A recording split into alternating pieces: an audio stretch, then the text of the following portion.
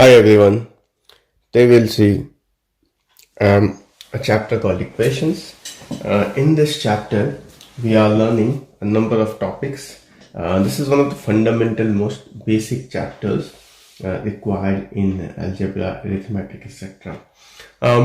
Equations are what are equations? Equations, by its name itself, would mean something that is equal, right? So this is equations are generally things that have two sides and both sides are supposed to be equal.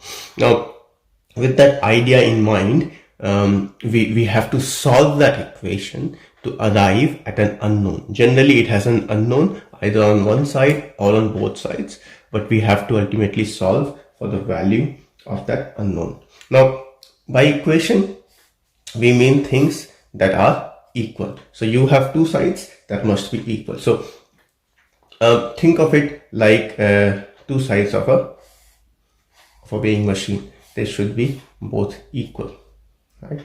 Now, in order for that to be equal, you have to make sure that this fits well within the circle. So this is like both sides are equal, and hence we can deduce the value of one from the other.